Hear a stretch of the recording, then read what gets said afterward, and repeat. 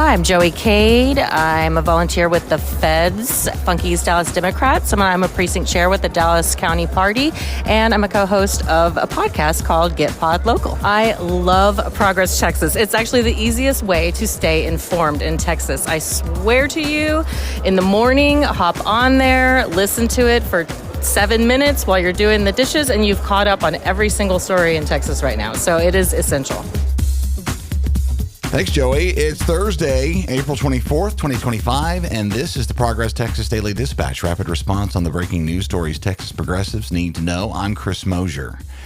Progressive folks and public education advocates have opposed private school vouchers for the last few decades in Texas, not out of political spite or over some ideological agenda. They're simply a bad move for our school kids for the benefit of the wealthy. And now that they've been pushed through by Governor Greg Abbott's well-financed long game of political hardball, complete with casualties on his own side, we're all about to experience what the private school voucher plan really is, a colossal mistake. And as politics goes, regrettably at the expense of those same school kids and working families, making a colossal policy mistake tends to have political consequences for the party that makes it.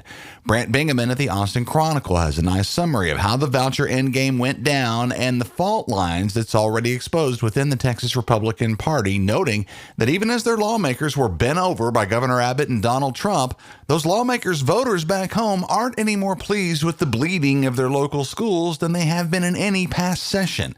It will be imperative to make those lawmakers own this giant mistake between the current 89th legislative session and the 90th, which will come in 2027, after next year's midterm elections.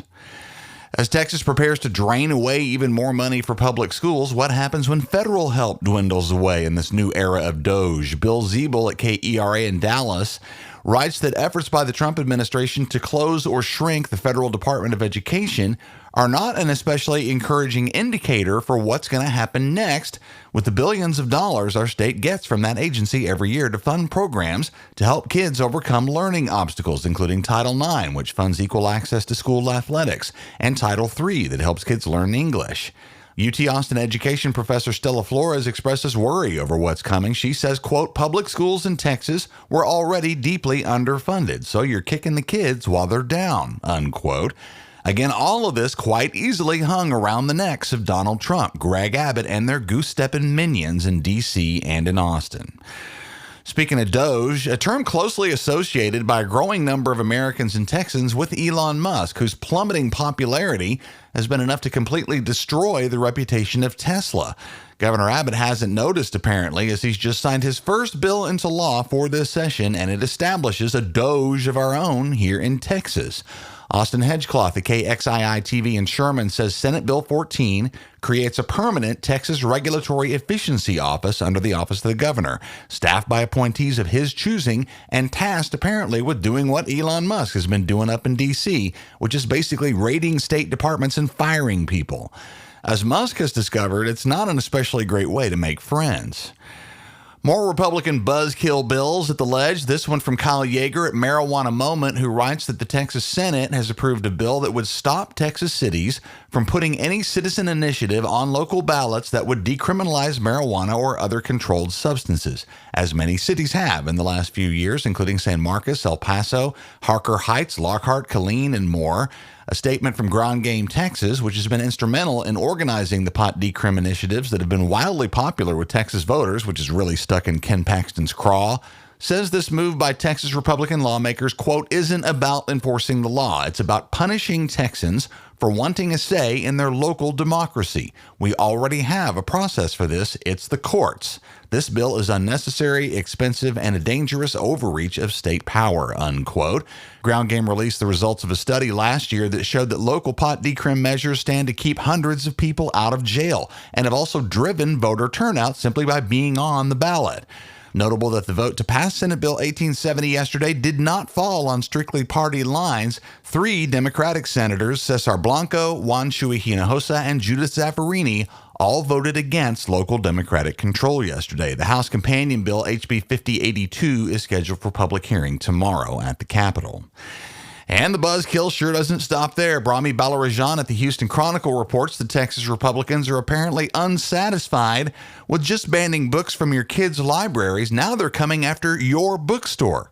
The ever so oily and toothy Republican Rep Nate Schatzline of Fort Worth is the genius here with House Bill 1375, which would allow retail booksellers to be sued should any minor get their hands on material deemed obscene that was sold by that retailer, clearly exposing especially independent and mom-and-pop bookstores to a huge risk of frivolous lawsuits. Ann Russi at the Texas Freedom to Read Project calls this deeply un-American bill, quote, an infringement on our liberty, on our freedom as parents, as Texans, and one that we've been repeatedly assured we have. We've been told by people trying to ban books, don't worry, it's not a book ban. You can buy whatever books you want at a private bookstore.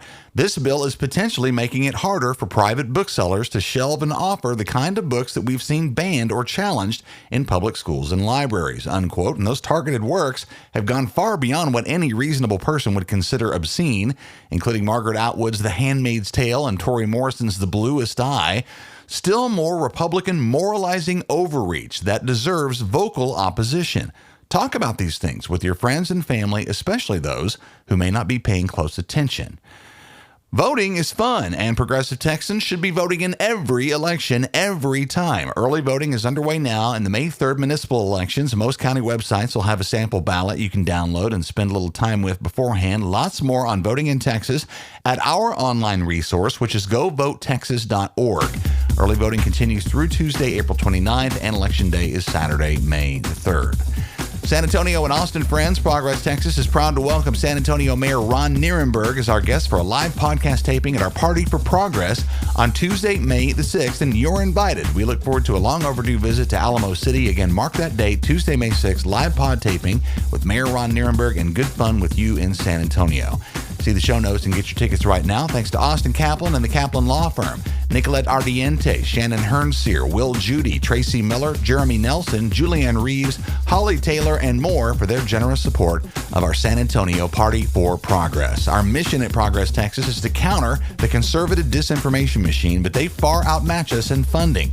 Oil and tech billionaires and religious right-wing activist groups spend a lot of money keeping their audiences in the dark. And if you've come to appreciate the light that we shine on important political news in Texas on a daily, ongoing basis, please know that our regular, everyday listeners form a key component of our funding. And if that's you, we could use your support as a monthly contributor, and no amount is too small. Go to progresstexas.org/donate. Thanks to Morgan Daniels, B.E. Nix, and Mark Tallarico, all of whom have joined the team lately. We appreciate all of you very much. While you're at the website, make sure and hit our web store at progresstexas.org for Y'all Means All, Revolution, and our most popular Humans Against Ted Cruz t-shirts, all union printed right here in Texas, stickers and more, all at progresstexas.org. That's the Progress Texas Daily Dispatch for this Thursday, April 24th, 2025. Links to all these original stories can be found in our show notes. Progress Texas is a nonprofit rapid response media organization promoting progressive messages and actions. While campaigns come and go, we're the permanent home for progressive media and action in the Lone Star State.